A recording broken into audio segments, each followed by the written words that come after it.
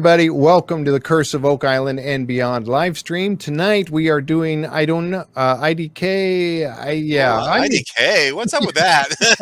No, we haven't quite got a name yet, but hey, I'm your host, Jeff Freeman, and glad to be here. We got Alessandra Naduvari joining us tonight with John Edwards. Welcome to you both.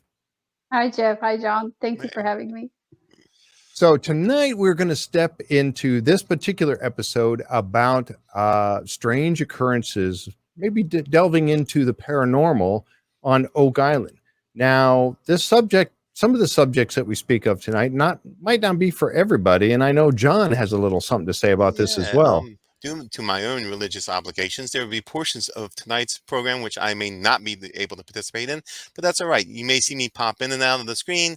You know, I'm also looking at this from a very scientific perspective, looking at this from a folklore perspective. Mm-hmm. So, you know, there as a researcher and, you know, as a amateur scientist, I like to look at the, you know, the commonalities and patterns. Mm-hmm. But if it starts to, you know, get into that kind of more religious, I know there are people out there that have this kind of religious component. You know, it's all right to filter yourself, and you know, and I don't know. What do you think, Alexandra? Well, John, I'll just tell you to cover your ears if you start. Perfect advice. Absolutely, yeah. Just cover your ears for that.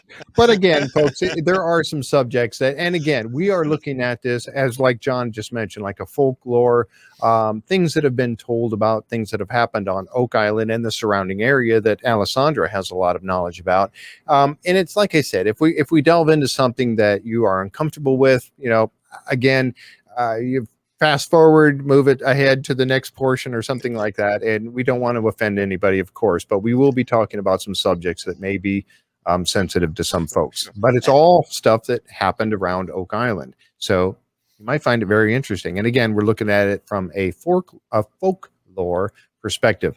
One of the things I wanted to read right off the bat, and I'm going to look down and read this because I wrote it down and I want to make sure I cover it properly, but it goes like this. So over the history of Oak Island, or at least since the discovery of the money pit, there have been many stories of strange or paranormal occurrences. And that's what we're going to kind of talk about tonight. One of the things that I wanted to bring up first off was a lot of this was taken from an episode of Drilling Down where Matty Blake was talking about some of these very occurrences that I mentioned. One of them was right off the bat was of Marty and Rick Lagina. And Marty is one who doesn't really believe in the curse. And we're going to get into that a little deeper as we go along, the whole curse of 7 must die. But he doesn't really believe in that, or so he said. But he did go out with Rick one night. They were out on the island late, and they drove over by 10X. And Marty says he got out of the car. He was leaning up against the vehicle. And I don't know how long he was there, but he heard a blood-curdling scream. I don't know how loud that was, but he said it scared him. It really shook him up. So he got back in the vehicle and they drove out of there really quick and went back over to wherever they were. That is one of these occurrences that we're talking about. Now, what caused that? We don't know. And Rick and Marty don't know, but that's the kind of thing we're talking about here tonight. Now, I know also that there was some talk about Fred Nolan, how he would not even sleep on the island. I don't think he ever did. Alessandra, do you know, you're from the area. Do you know, have you met Fred? Have you talked to him about any of that kind of thing?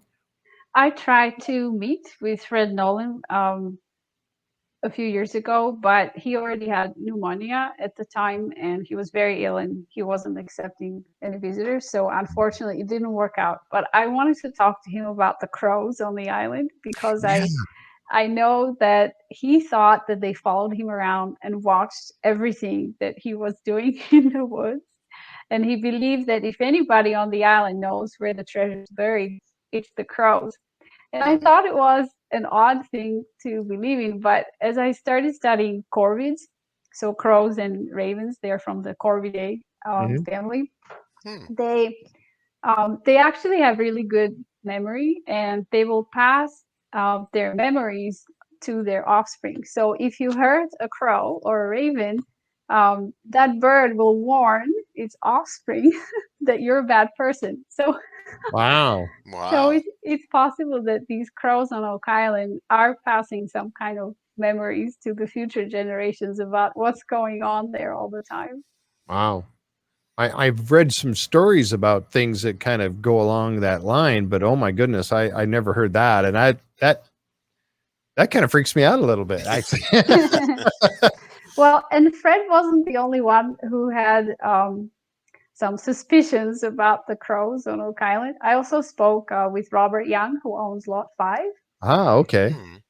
So he keeps a low profile, but he loves the Lot 5 very much, and he sees himself as the protector of his portion of the island. I'm going to bring that up and show the map Yeah, with that on it real quick so people can see that. Go ahead. I'm sorry. Go ahead, Alessandra.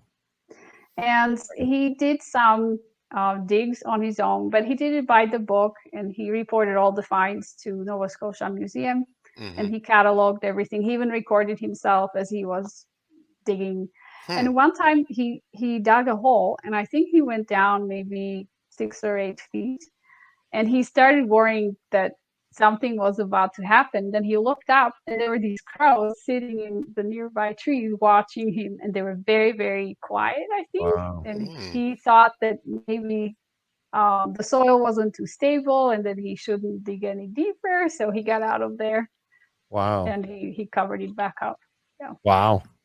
That's pretty. I never heard anything like that.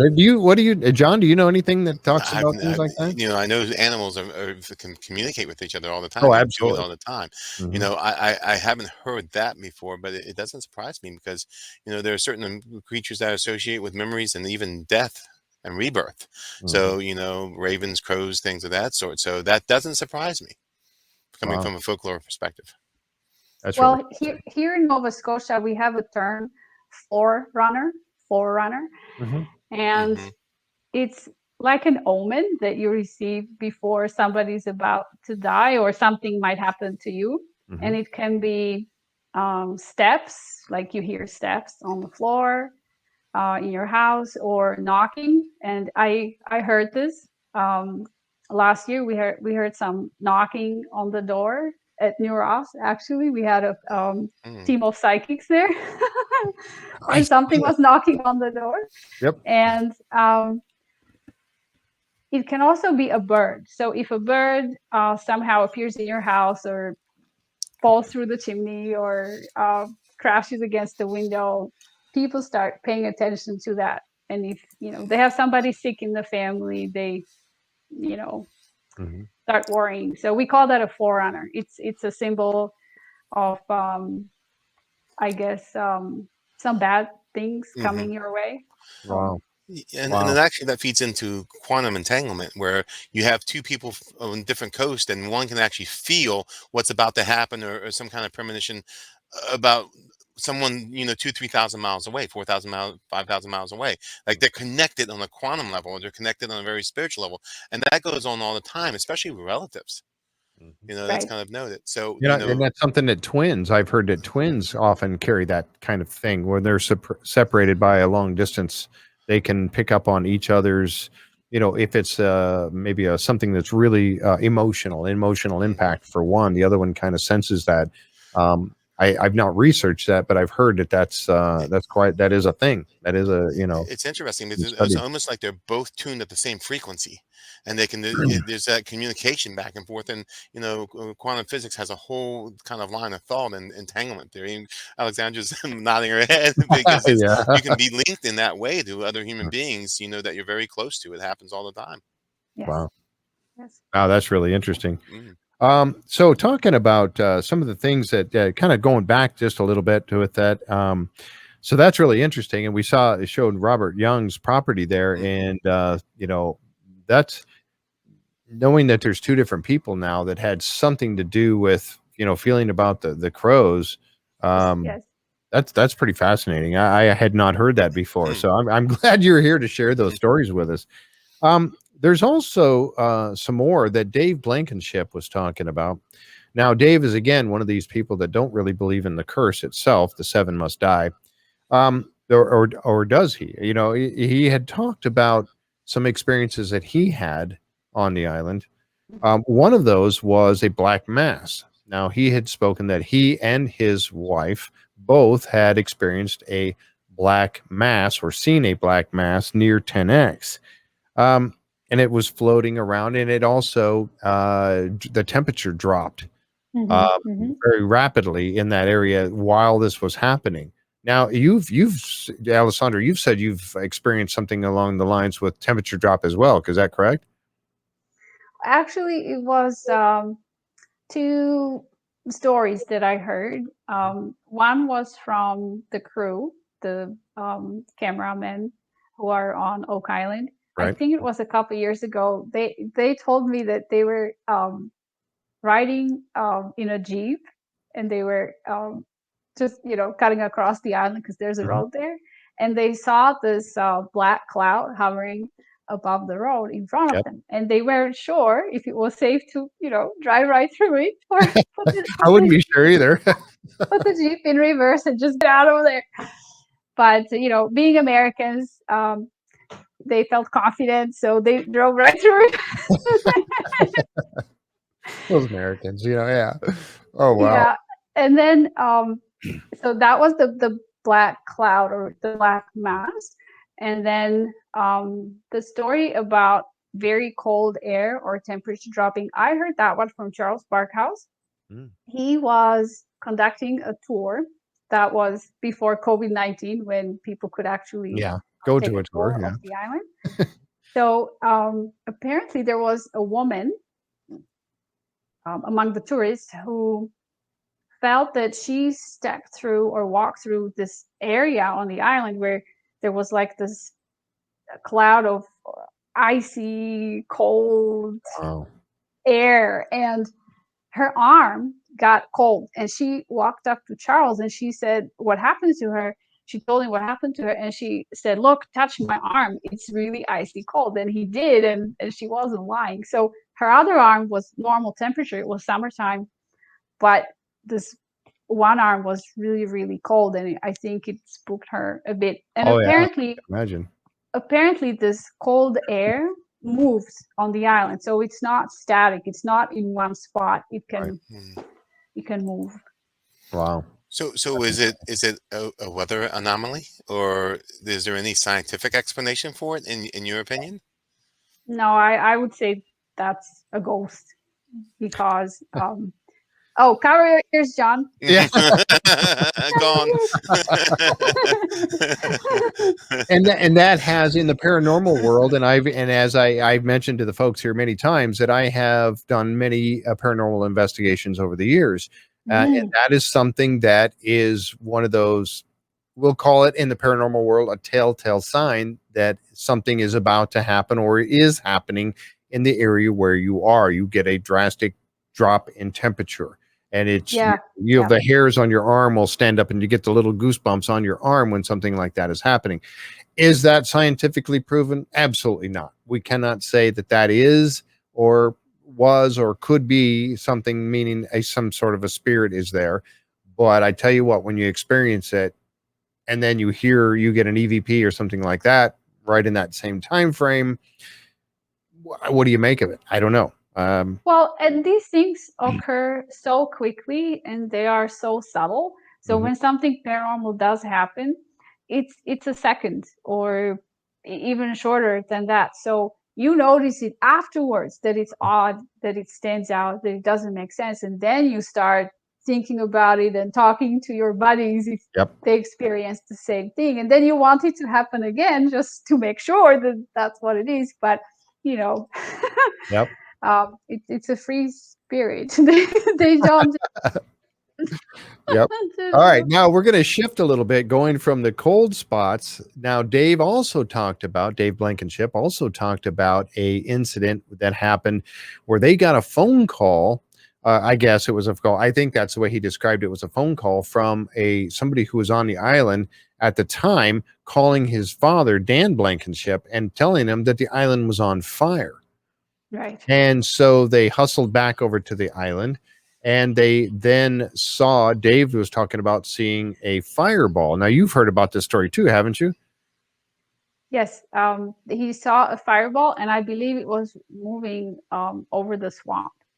Yep. Yep.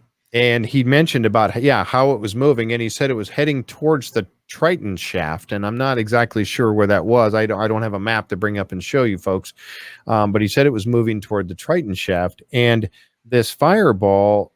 This was in the 70s, in the early 70s, Yep. that this occurred, and that he said that it came on shore. It was moving offshore. It was offshore, moving onshore, and he actually said he saw this with his own eyes. So, and there were several people who saw this. That's what gives it validity that it really did happen. But he said when they got over there in the area, it dissipated, and there was no singe, nothing burned. And you had a little theory about this, didn't you, John? Like a Well, vortex? yeah. Well, it was described by Charles on the tour as being vortex-like, That's right. You and were on the tour, it yeah. kind of swirled like a small tornado, maybe an F-0, and it came to the close to the Triton shaft and then dissipated, came off the water, and there was no explanation for it. Don't know why it happened, but it was like a fireball is how it was described, but it was cyclical. So Did it get sucked into the shaft? Did it descend into the shaft? the way the story went is it hit that shaft and then kind of it dropped down Oh, and just wow. dissipated. I can't really explain it. It dissipated from top going down.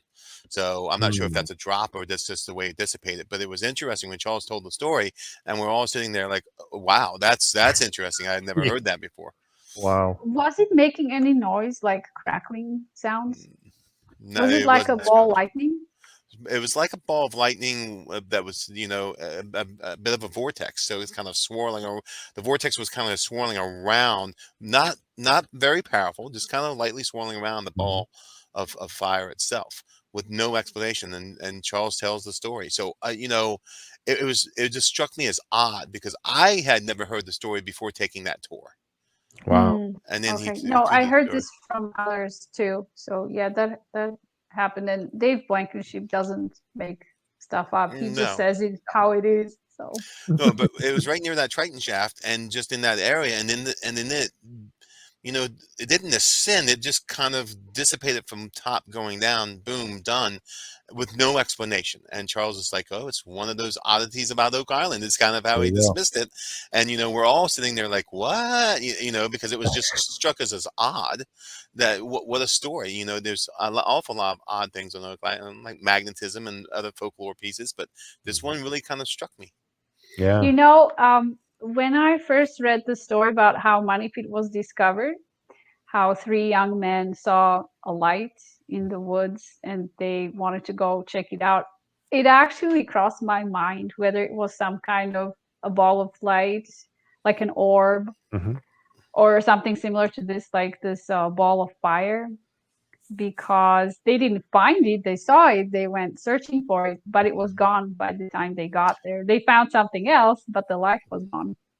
Well, it's funny because I know there's a swamp really close to where the money pit is, and there is swamp gas that can produce such an anomaly as a Yep. ball of lightning, that can travel. They see all kinds of lights based on that phenomena. So the fact that they have a swamp present on the island could explain what McGinnis, Vaughn, and Smith were seeing. I'm not saying Possibly. that's the only explanation, but it's a Right. possibility. Yes. Yeah. Well, if it came from the swamp, then wouldn't we see it more often as a regular occurrence? That's a question. I guess it would depend on the heating of the swamp, how it's Right. evaporating, things of that sort. The atmospheric conditions at The the time. Yeah. conditions have to be right. It might be something that I know in the deep south where my parents are from. When I used to go down there as a boy, we would see it, but it was in the swamps of South Carolina, and you'd be going down the road and you see lights that were unexplained, and you just keep going down the road as you traveled at night.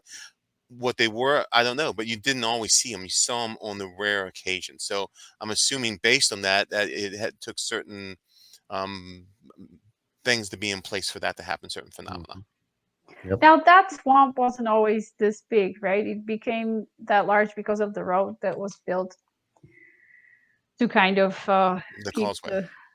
the swamp in. Yes. Yeah, yes. Yeah, I mean, and I guess you would be the person to ask, but that was it was originally not there, the road in front of the swamp, correct? Right. Right. The one on the south side of the swamp that goes across that makes the Yeah. bottom of the triangle was not there. That was open sea at one time. Mm, Right. So I think the swamp was much smaller in the past and that it, Mhm. grew as time went by. But yeah, Right. there could have been some kind of a bog on the island.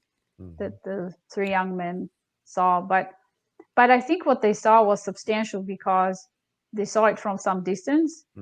When you were a child, did you see that swamp gas or flickering lights in the swamp from a great distance? Yeah, we were from a distance. I would say a couple 100 feet, and we Oh, were okay. driving past this when we went to visit my grandparents, and we were traveling down to the Charleston area, and there's all sorts of swamps on either side, alligator swamps, and anything else you can think of, and you would look out the window. That was kind of our entertainment, pulling in at 11, 12 o'clock, 1 o'clock in the morning, and I was like, what's that? And I was always told, oh, that's swamp gas.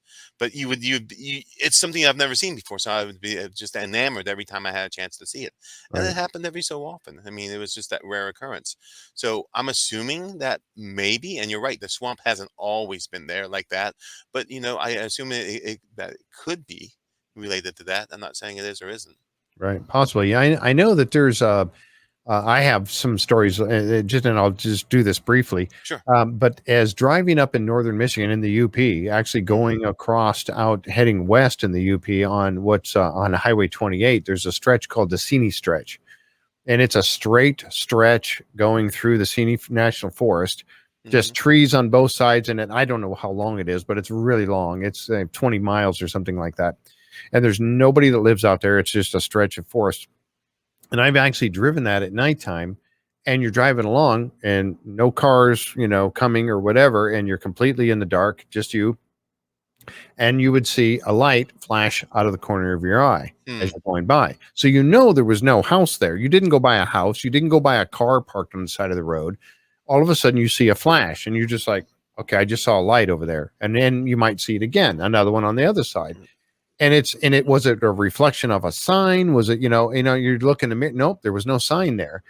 It's just one of those odd occurrences that happens. And I've seen it multiple times throughout my life. And you have to, if you're in an area where there's population, you think, okay, maybe there's a house back there that I didn't see, and there was a porch light that I didn't catch or whatever. But when there's no homes or no businesses or anything out there, just stretch of forest, and you see a light like that on multiple occasions, it's pause for, thinking about what was that and what caused that? Again, was it a swamp? No. But what caused that light? I don't know. So Alexandra, maybe that's what they were seeing on the island. do we know how big the lights were when Smith, Vaughn, and McGinnis saw the lights? Was there any description officially? No, but it made them think that somebody's in the woods doing something suspicious and they wanted to check it out. So I assume that it would be maybe the size of a flaming torch or a lantern. Okay. Yep. So Interesting. something like that. Yep. Exactly. And I've heard stories of orbs that were I've heard that observed too. on Oak Island. Yeah. And that's the difference, folks, between science and folklore. Yeah, exactly. There's also we'll move on here a little bit. We've got quite a few to cover. We may end up calling this at some point here and doing a part 2. So I got a feeling we're going to do that because there's a lot of things we'd like to talk about tonight. Absolutely. And we want to keep these about 30 or 40 minutes. So we may end up just calling and going to a part 2. But before we get there, there's also the story that Dan Henske. Now, this man, I would love to get on the show. We haven't reached out to him yet, and I know he's a bit private. This is a point where John has to cover his ears. But Dan Henske, Dan Henske talks of a story of when he felt that he was possessed. Have you heard this story yourself, Alessandra? I have, and I wanted to ask Mr. Henske about it too, but he's such a tender soul that I don't have the heart to ask him about the traumatic event. It traumatized him quite a bit. But from what I have heard, he was spending a night on the island in his earlier years, and he felt that he was accosted by an entity, or like I would say the ghost of a dead person, and that the ghost tried to possess him. And I don't know if Dan Henske spoke to the ghost, but maybe this is just something that he perceived.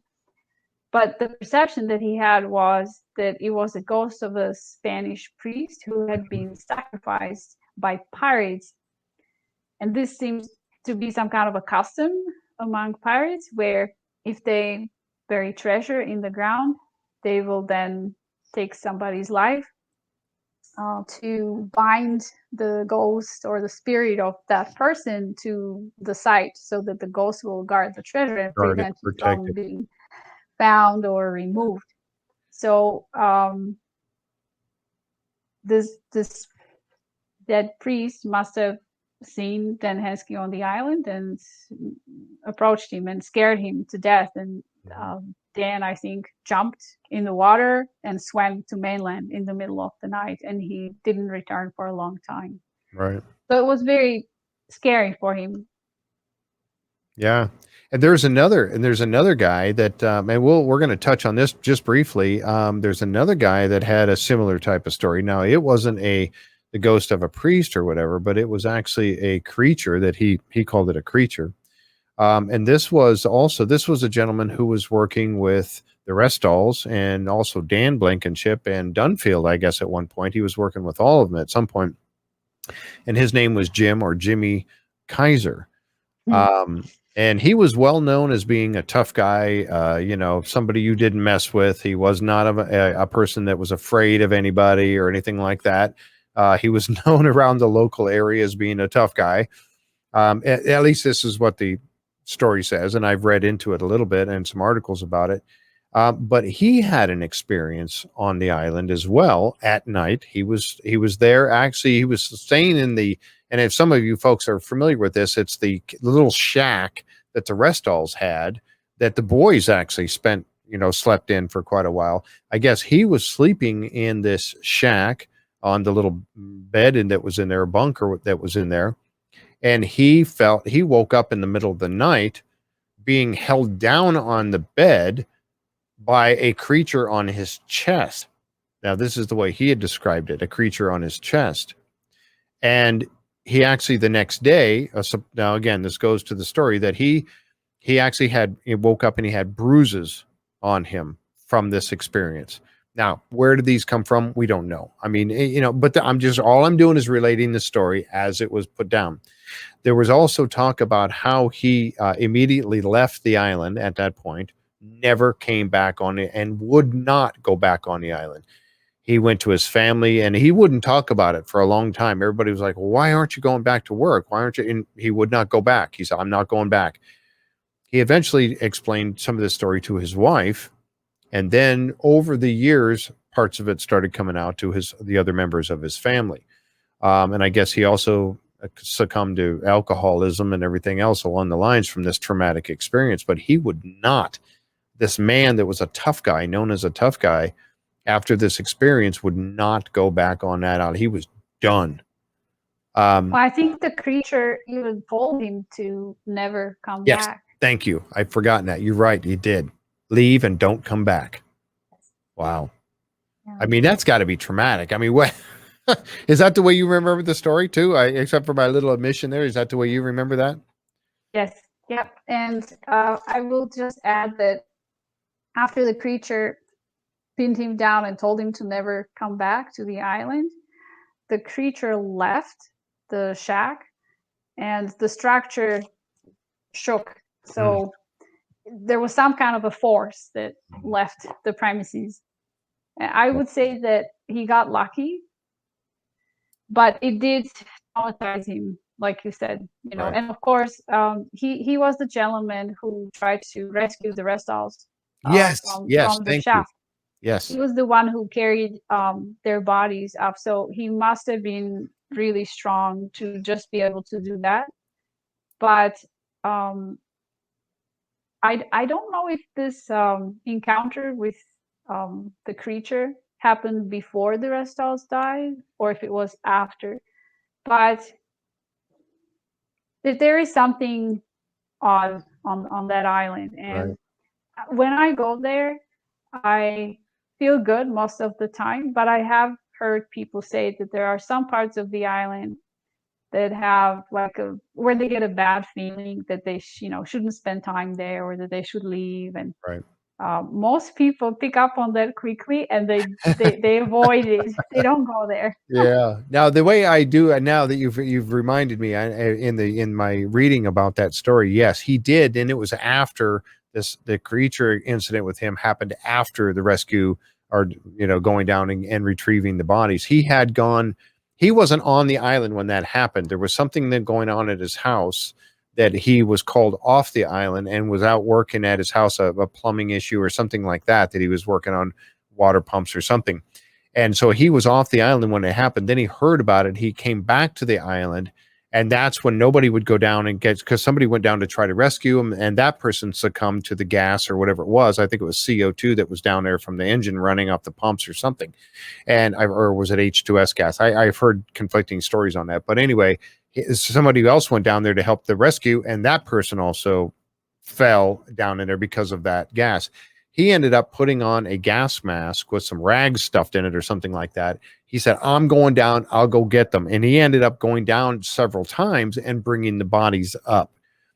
That's part of that story as well. And then it was after that he was staying in the shack, and that happened to him. That incident happened. And that's when, that would have to be traumatizing in itself to go down there and rescue these people that had died out of that shaft, and then to have that experience. And he's like, that's it. I'm done. Never going back there again. And then it really, they said he was changed. He said he was never the same person after that happened. That maybe it was the two things together. Now, could you say that somebody didn't like him and snuck out onto the island and scared him, and it was just another person? Possibly. You could be that. It could not be a creature at all. It could have been just somebody that went out there and scared him because they didn't like him. Who knows? But it was, being a tough guy like he was, you would think that wouldn't happen, that he would not be fooled by something like that. So who knows? But yeah, it traumatized him in such a way that he never returned to the island again. And then it just changed him from that point on. He was never the same. We were talking, I think that, we'll cover one more thing here real quick, and then we're going to end up going to a part 2. I like that. We're at about 30 minutes here, and but I did want to talk about briefly. So we did talk about Kaiser there a little bit, and then I also wanted to talk about in this next section, we're going to discuss a few more instances that took place on the island, but also the case of the curse itself, talking about this curse. Now, John and I were digging into this, trying to figure out where this curse came from. Now, he and I researched and trying to figure out, where did it start? The 6 people have died. 1 more has to die before the treasure can be found. Where did that come from? So we dug into that. And I tell you what, folks, this is coming up in the next section here in part 2. But there were some interesting things that we found in this. Then we'll talk about the paranormal or the strangeness of a couple of these stories, but we're going to leave some of what we found for another edition coming up down the road, because it goes down a whole nother rabbit hole that we'd like to discuss on that. So we're going to talk about the curse a little bit, and then we're going to cover some other things coming up, some magazines and whatnot, and also a paranormal investigation that was conducted, a couple of them, on Oak Island. So, all right. So what do you get? You got anything else you want to say to wrap up this first part? No, I'm good. Let's go to part Okay. 2. All right, folks, that's it for part 1 here. And we are going to continue on with part 2 coming up next.